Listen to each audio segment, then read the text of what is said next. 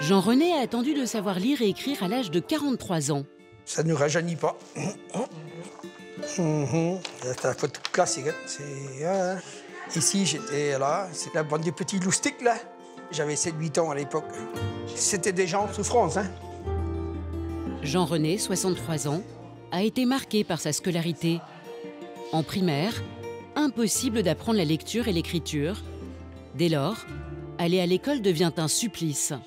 Je faisais le chemin à pied avec un cartable qui n'avait pas de signification. Je l'emmenais dedans. Un cahier qui était tout écorné, taché, sale.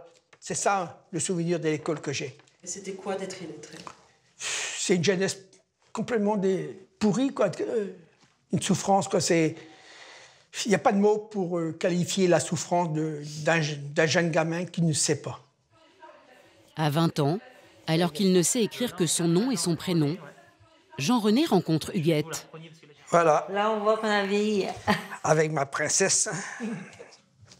Je pense que le jour que j'ai avoué à mon épouse que je ne savais pas lire et écrire, ça pouvait remettre tout en question.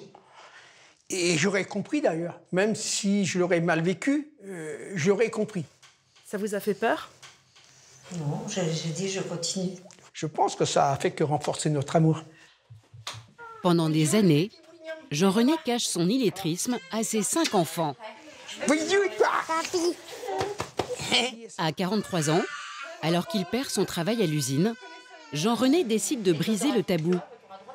Ses plus jeunes filles, Aurélia et Marina, avaient alors 11 et 6 ans. Je me souviens du jour où je vous ai dit que je ne savais pas lire. Enfin, que je ne savais pas et que j'étais illettré. Ça, je me rappellerai tout le temps. Il y avait la tristesse, il y avait des pleurs. Moi, c'était presque une honte de ne pas avoir vu, en fait. Nous-mêmes, on a été bluffés. Enfin, moi, je le voyais, il faisait semblant de lire, voilà. La lecture, je ne me suis jamais posé de questions, en fait. Soutenu par sa famille, Jean-René décide à 43 ans de tout réapprendre. Je pense que d'apprendre à lire et écrire, ça m'a ressuscité et ça m'a donné une envie de bouffer la vie à pleines dents après. L'illettrisme devient alors le combat d'une vie. Il y a 15 ans, Jean-René a même créé une association pour aider les adultes de sa région à réapprendre à lire. On peut dire aujourd'hui que j'ai aidé 350-400 personnes en 15 ans. C'est pas rien. 15 ans d'engagement qui ont valu à Jean-René de recevoir il y a peu une distinction exceptionnelle, les Palmes académiques. J'en suis très fier.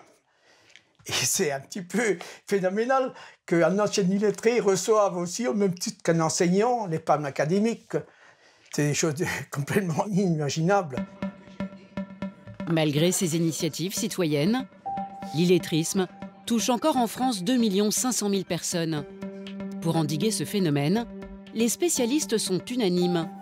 Il faut traiter le problème dès la petite enfance.